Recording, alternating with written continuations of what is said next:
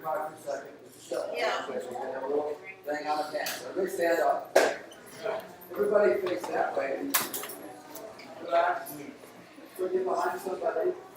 Put your hands on their shoulders and give them 1 minute to stop.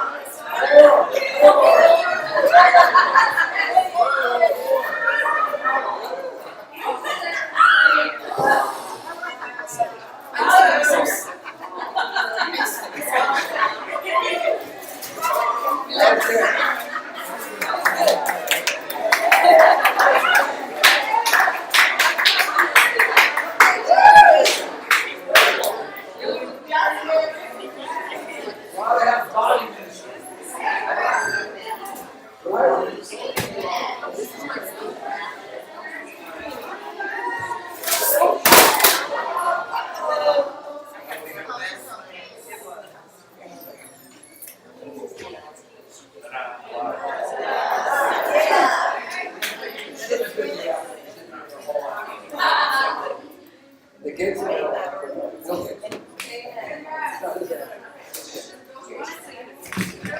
actually, yes.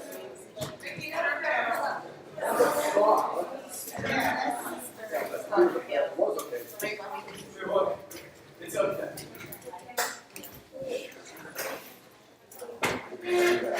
Okay, you guys are, I'm going to work everything. I'm going to not everything. So, I'm going to do it.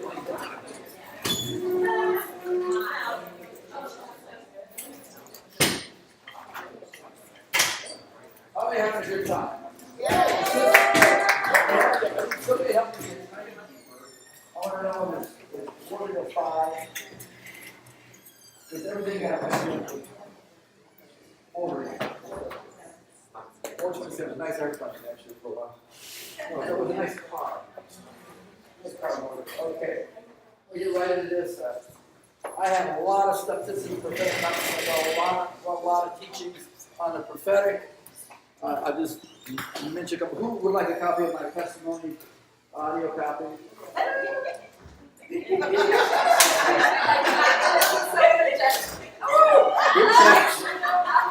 Sign her up for the radio. It's a 90-minute for DVD. 90-minute DVD. But you got to bring people over your house and pop popcorn. I'm just going to read the rest. I want to hurry up. This is called The 3 Fires of God. The prophetic word and the personal destiny.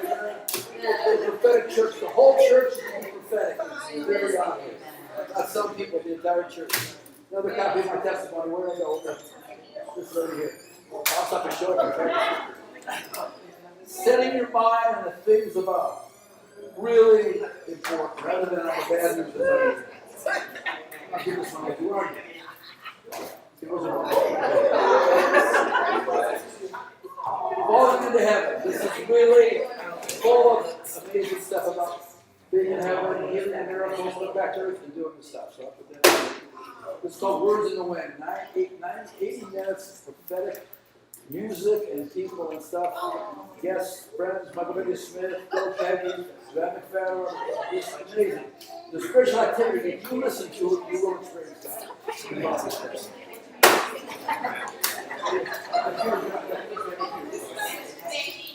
Everybody, the bookstore will be open after this for the next session, and you can purchase all these wonderful things that he just told you about. Right here behind you. There's copyright. Yes. I give you the right to copy as many times as you want to get it. You can put your name on the side. I don't care. Get it out.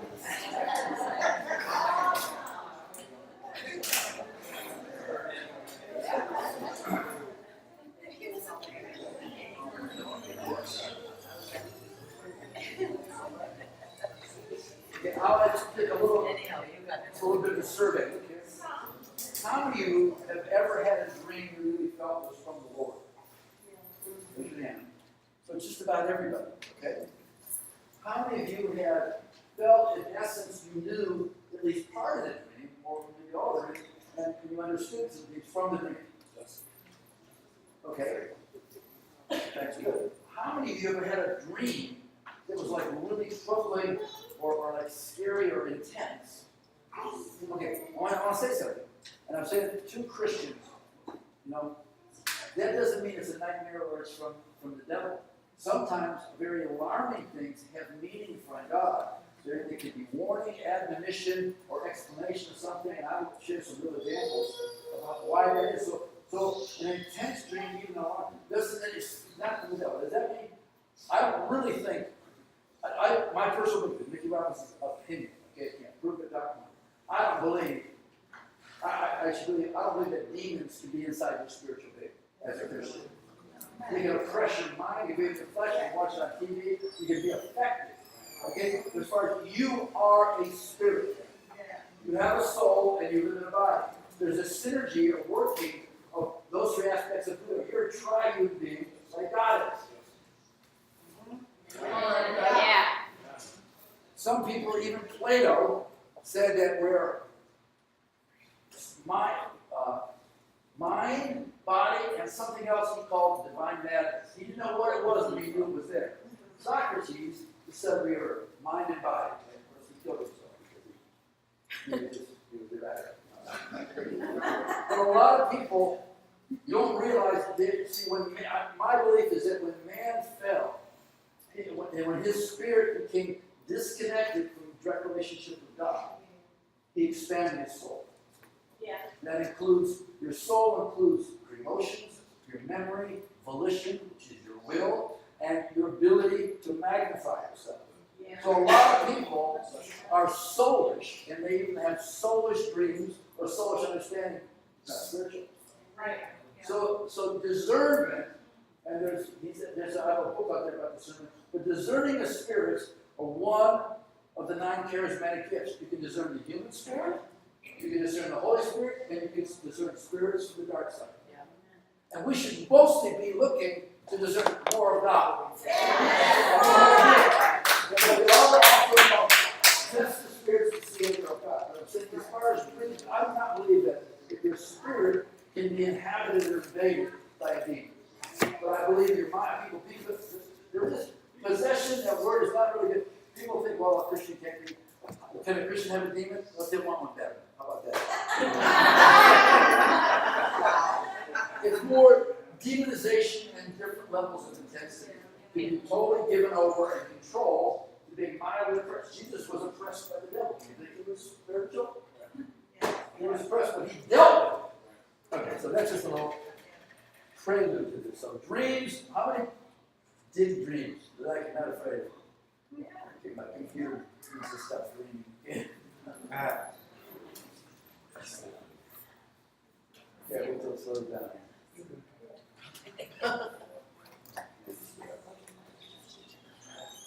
Okay, I'm coming. Pray for me.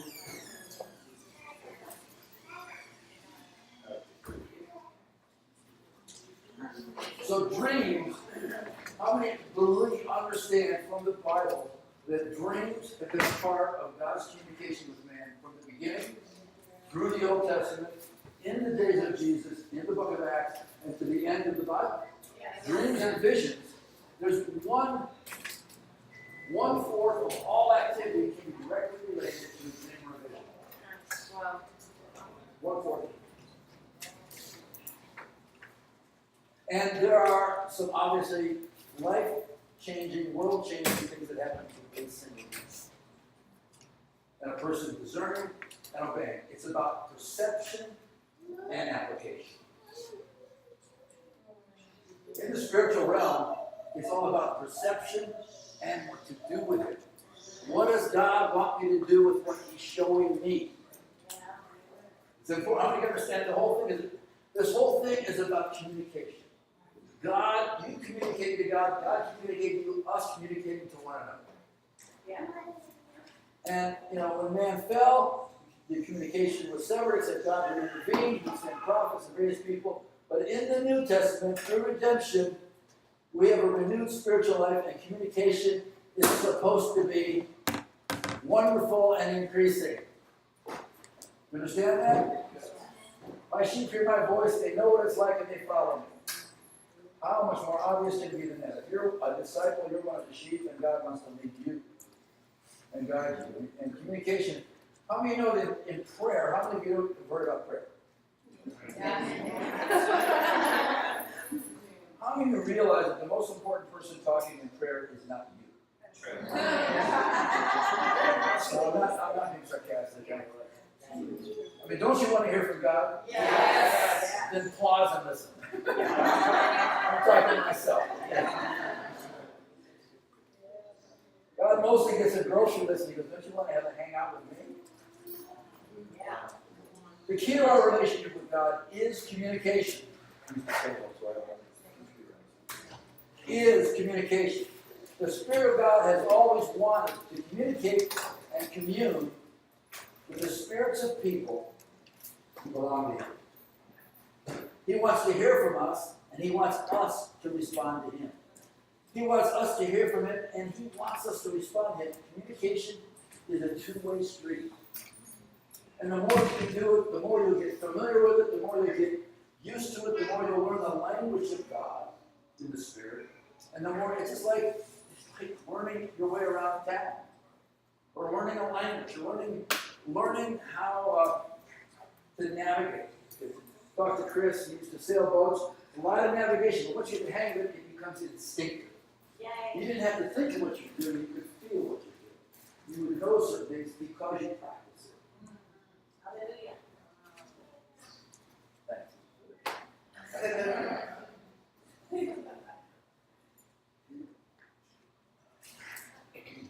The Apostle Paul prayed for the men and women in the church at Ephesus. One of the parts of the prayer is that they refer to the beginning of the letters, I pray that the God of our Lord Jesus Christ, the Father of glory, may give you the spirit of wisdom and of revelation in the knowledge of Him. I've said that, to know Him better. I pray that the eyes of your heart may be enlightened, so that you may know what is the hope of His calling, what are the riches of the glory of His inheritance in the saints, and what is the surpassing, greatness of His power towards us who believe. The directional is God's love and power towards us. One of the ways that He pours out His Spirit of wisdom and revelation is to enlighten the eyes of our heart. It's usually through visual means. Through dreams and visions, in fact, much of the language of the Spirit seems to be expressed in this way. While we communicate with God mostly in words and gestures of our heart, He seems to prefer to communicate with us in pictures. And almost very dramatically. Picture says, 1,000 words. To hold up our end of communication, our part, is to learn the special language of the Spirit. We need to become good listeners, and we need to become good seers. You can see the Word of God. It takes practice, it takes discernment, it takes patience. But it's really good. It is something like adding video to our audio feed. How many appreciate it? Yeah. Not just hearing it, but seeing it. I know that it sticks in the two important elements of our senses. Hearing and seeing is just, it's like, you can, okay, I'm going to do an experiment. Somebody raise your hand as volunteer. Okay. Picture President Bill Clinton. How long did he do that? You know what the Coca-Cola symbol looks like? Picture. Do you know what kind of car you drive? What does it look like? Before you finish. Okay. You want me to describe it? Oh, but it happened like that. Where is it? How can you call that up? Do you understand that the language of our spirit is so boundless and amazing that to go step by step is really so compared to the entire ability for God through visions and through illumination is the way you know immediately. You probably thought of things about him, you probably almost hear his voice in less than a second.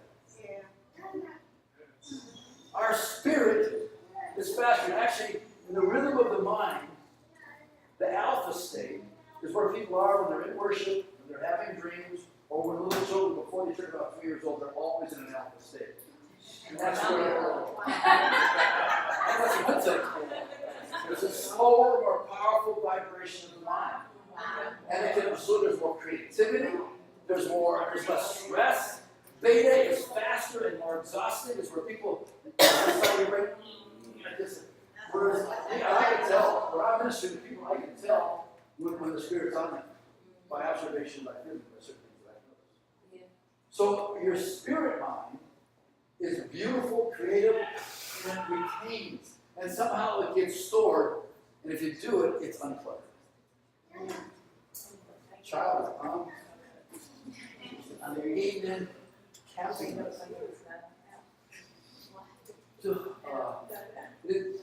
God said, "Hear my words. If there is a prophet among you, I, the Lord, shall make myself known to him in a vision, and I shall speak to him with a dream." Numbers 12, verse 6. There is a difference now. It says there's a prophet among you. There are many prophets. Like I said, the whole church is to be prophetic. And there's different operations of the office of prophet. Some people are just prophets. Some people are prophets and they have a leadership authority. Some people are prophets in the church. Some people are prophets in the region. Some people prophets maybe to a general region. Some people are prophets in the nation. I, for some reason, have acted. I was waking up one time, and I was in the middle of being awake and being asleep, and God spoke to me and says, "I called you to a threefold ministry." It was a fivefold ministry. He never told me what they were, but I've operated in all 5 of the office gifts in some dimension. Does that mean I am one of those things? No, I know I'm at least 3. And sometimes I've been granted authority in other nations to be received authoritatively as a prophet or as an apostolic person with a team of people. And mostly, God likes to blend the gifts. It's the manifold wisdom of God, the many varied colors of God. So we don't get hung up on the names. I want the results.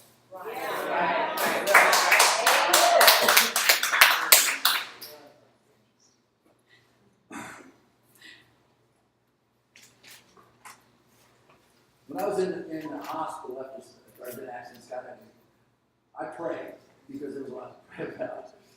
But I didn't have, even though I was raised in the church since I was a baby, I didn't have any understanding of spiritual things. I only had historical knowledge.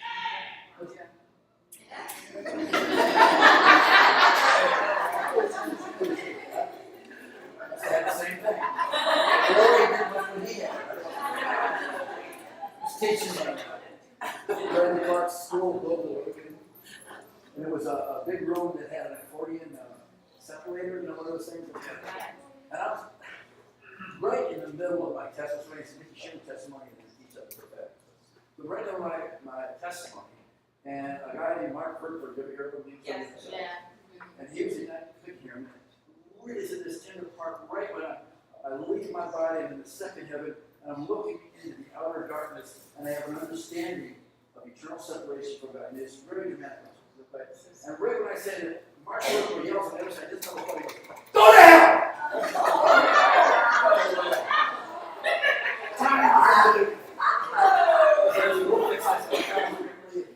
Yeah, roll out. And so all of my class said, "Go to heaven!" And I continued my testimony after.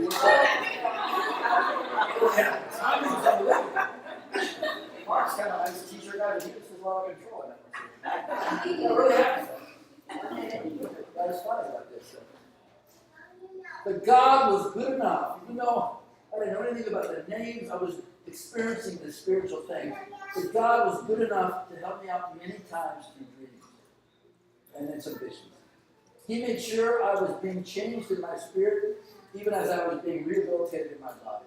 Although I did not yet know very much anything about the promises of God, I was fulfilling them. See, I didn't know I was lost until after I was saved. But I can tell you, I know what it is to be lost now. And there was a big difference between who I was and who I am. Dramatic. I found out later about the words of the prophet Joel that Peter used in his sermon at the beginning of the book of Acts. Preaching to a crowd of people. I want you to know it was a 5 to 7 minute spontaneous message that Peter preached. Now, read part of it. This is what was spoken to the prophet Joel. And it shall be in the last days, God says, that I will pour out my spirit, capital S, on all mankind. And your sons and your daughters shall prophesy. Your young men shall see visions, and your old men shall dream dreams. I'm halfway to Moses' end, so I'm going to have to go. Even on my bond slaves, my laborers, my workers, my mailmen, whatever, both men and women, I will pour forth my spirit, and they shall prophesy. Fascinating, and there's a little footnote here. And occasionally, I will pour my spirit on some ordained pastors. It's amazing that Jesus says, "Go into all the world, but don't leave until you receive power from on high." He said, "You shall receive." When I see here the power of God, I think of resurrections, blind eyes, deaf ears. But the first thing that happened was they prophesied. They spoke in tongues and they prophesied. And people that were visiting, Passover had just been, Pentecost was not as big, but big. People were down, there was merchants and people that, and they heard in all their Aboriginal languages, Phrygia, Kea, all these other places, they heard in those languages the wonderful works of God. They said, let's go here. And when they did, Peter came out and gave this message. And he preached a 5 to 7 minute spontaneous prophetic message. And out of maybe 25 to 40,000 people rushed in and said, "You guys are pouring out." And 3,000 would come to their heart. Basically, they said, "You have God and we don't. How do we get it?" That's the best thing. I want what they got. See, the showing forth of the Holy Spirit is amazing. But it says, "I will pour out my spirit." And it talks about dreams and visions. Joel did that, but on the day of Pentecost, it wasn't just for a few people. On all flesh. Prior to that, the Spirit would come on people and rest on certain people in certain seasons. There would be gaps of times. There's times there were few dreams and few visions and hardly any prophecies. Long period of dry times in the Old Testament. But now, everybody can be filled with the Holy Spirit all the time. Amen. And to teach people that the Holy Spirit doesn't do that today, that's the spirit of stupid. There is a spirit. Cast out that dumb spirit. Jesus said, "Apart from me, you can do nothing." Well, I don't want to offend anybody, but I don't want to miss you. Encouraging everybody that we need all of God, we need more of the Holy Spirit than anybody ever did. How many others are in on this secret? How many others can encounter the Lord in dreams and visions? The answer, since the day of Pentecost, everyone. It's intended for everyone, not just for some people. But some people don't get it because they miss it. They miss the perception, or they misinterpret it, or they're afraid of it. Now, dream recall is important. So go to sleep, and if you have a dream, now I used to say, get those microset recorders, find out, use your phone. If you have a smartphone and it'll record, keep it next to your bed. For me, I can remember dreams. I don't know. When I came to the Lord and I got filled with the Holy Ghost, I immediately had this ability not only to remember dreams, but to interpret them. And Barbara would wake me up in the middle of the night. I just had a dream. She goes, blah, blah, blah, blah, blah. She goes back to sleep, and I'm like, she would say, "What's that dream I had last night?" I had plenty of time to think about it. Woke me up, and I'm over there interpreting it. What's it mean? I'll tell you what it means. Don't look at it anymore. Sometimes I get half, and she get the other half, and we put them together. Roger. Good. The Bible is full of references to dreams.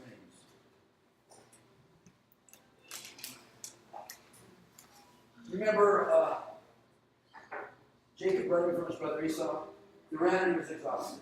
He was so tired, he lay down and put his head on a rock for a pillow. He didn't know about mypillow.com. So he was on TV so much on the he was tired. As he slept, he saw heaven open, he saw the ladder, where he saw angels going and ascending into heaven. And he heard God speak. And he woke up and he said, "Whoa, I had no idea. But this is an open heaven, and this is a place of God." Angels sometimes and oftentimes appear in dreams. And sometimes your dream is more than a dream. I'll let you try to get away.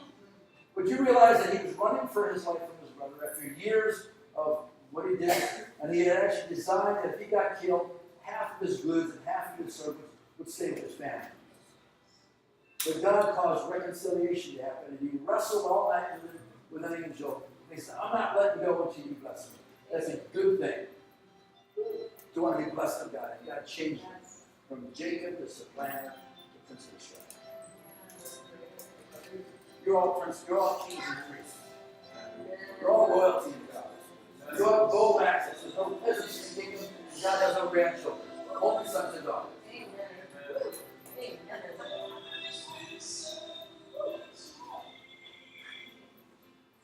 Jacob was a history changer. Moses was a history changer. Joseph, the husband of Mary, was warned in a dream that she should marry Mary, who got pregnant without him. And he believed in God through a dream. Can you imagine what a tough assignment that was? Yeah. And after the baby was born, he was warned in a dream there was evil. Take the child to Egypt because there was a slaughter commenced by Herod. All male children 2 years old and under would be killed. And then he was told in the dream it's safe to go back. Do you think history was changed by that dream? Yes. Without him believing, how could he believe in a virgin birth? Because he was consecrated to God. And the truth is, here we are today. Dreams are God has changed history through a single dream. Through a single dream. Who was a person in our early walk with the Lord, one of the most gifted people I've ever known in spiritual gifts. And fruit of the Spirit, incredible. And for a couple of years, we constantly had, we were about an hour apart, we had constant communication with this person. And very well, very accurate, unbelievable. And one night I had a dream that her, this person, and the spouse were going to be divorced. It didn't make any sense to me. And I didn't even tell my wife for a year. Symbolic. We came from Washington, D.C. to visit your parents. Went to the house and said, "It's been like that. You and your spouse, that's what you get. It's symbolic." This person believed for years that her spouse, I'm not saying it's now, would die. Because she was in love with a child friend of mine at 7 years younger. But she was excited. And God warned me to take no more information. The husband died, and her daughter was shot in the head. She might have believed in all that stuff.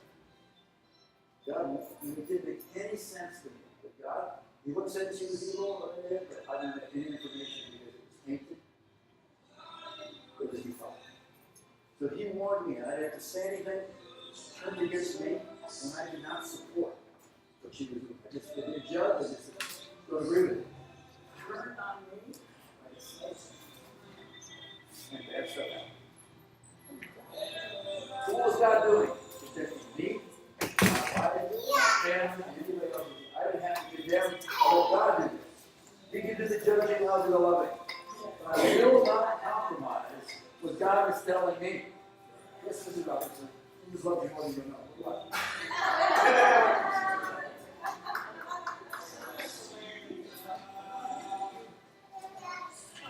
There's more. Okay, dream interpretation. Number one, believe in your heart that God's really speaking to you. Decide that dreams reveal God's counsel. I will bless the Lord who has counseled me, and indeed my mind instruction in the night. Psalm 67, verse 7. Study biblical dreams. Look at them. Ask God to show you language. Ask God in prayer to speak through dreams. Call to me and I will answer you and tell you great and mighty things which you do not know. God's phone number, Jeremiah 33:3. Record dreams immediately upon waking. It's not hard. And sometimes the smallest detail in a complicated dream is the key to it. You got this big ladder that chases doors, and there's an old hammer sitting over the corner. And that's everything. You'll learn the language. It's not all about the window dressing, it's about a key. Sometimes it's a key to unlock yourself. in the healing rooms in Spokane, there was a man, they were coming by a doctor's office, and people were praying. They were praying for this man, and he just saw, he felt so bad. This guy was like 75 years old. From the time he was like a early teenager, I told him he was in depression all his life. He comes to the house, and all we got is a little picture of a toy sailboat. I don't care more. He says, all I see is a toy sailboat. The man starts crying, bawling. And he couldn't stop. And then when he stops, he goes, what is this? When I was a little boy, we lived on a farm. My grandparents lived there, and I had this little boat, and it was the only toy I had. And I'd go out and play every day, and sit at the table. One day, my grandfather came down. And he was mad. He said, what's this doing at the table? He picked it up, he threw it against the wall, smashed it, and he dropped dead. And I thought it was my fault. They ministered to him. And he's completely set free, but he had a life of guilt and shame because of what happened. The God wasn't, it can be dismissed. Something more spiritual than that. No. There's nothing more spiritual than it's not. Dream interpretation is a lifelong journey, but have confidence about what you're like. I don't believe this one. People got books and all that. I have my life experience, and I know I can trick other people's dreams, and I am pretty accurately. But they should. It will not violate Scripture. Yeah. Come on. Amen. Oh, God told me to divorce my husband so that they can have a mission field. A lot of it. No, I don't think so. I don't think so. And your soul can make up dreams out of your own desires or influence. But spiritual dreams is when we desire the things of the Spirit that will teach you spiritual learning. And there's certain things that over and over again, anytime I rely on a bicycle, I look at the other way. And there's a glass that was just dribbling out water. And it wasn't clothed, it had nothing to do with riding a bicycle naked or anything more. I need to be more clothed in the Holy Spirit. And I need to be refreshed with another infilling of the Holy Spirit. Things in this life have a tendency to wear down. Do you notice that? Your spiritual life wears down. That's why it says, kindle afresh and inflame the gift of the Holy Spirit. It's like a fire. You guys, if you ever got a fireplace, it goes out. All you do is blow on it, put some kindling on it, you have more fire. But if you give up, if you don't nurture yourself, you will wear down. And you become spiritually dull. But dreams and understanding spiritual language makes you spiritually sharp. And God will speak to your circumstances, and He'll make everything fit together. How do you understand? Sometimes you have a dream, and it may not have a reference of application until the future. Sometimes it's right now. Like I had a warning about this person that I applied immediately. Okay? And another one that was driving in a speeding car, and there was two police in there, and I was in the back, and somebody came over. There was this woman who'd been causing some trouble in our church, and I was a pastor. She came to the car with a gun, and I was thinking, wait, I got the gun, and I went to shoot, and I heard one person say, don't do it, and I shot anyway. As the person was going down, turned into my youngest son. And this terrible thing of remorse. And then the police said, you didn't have to do that. In reality, the Holy Spirit was saying, yeah, she's causing trouble in the church. She's really coming against leadership. She's trying to destroy this church and leadership. But she is still a daughter of mine. Don't kill her. It wasn't literal. It would have been emotional and abuse of authority unless God helped her. They loved her, processed it, did the best she could. She wanted to leave, she wanted to get a divorce and everything else, but she did a big deal out of her book and her testimony, whatever. But I listened to God. God loved her. My reaction, so God shows, it had nothing to do with hurting my own son. It showed that how would I feel if I shot my own son? How would I feel if I shot my God's with my spiritual authority? So as a pastor, I've benefited from God helping me. My normal reaction means is, you take care of the church. But God wants to take care of the individual in the church. Well, I'm getting to English for David, we got to stop. I want to ask you questions. I've got a lot of dreams and interpretation. I've got so much stuff on the prophetic. You can go up and if you want to get it. It's good stuff. It will help you. Let's run prayer.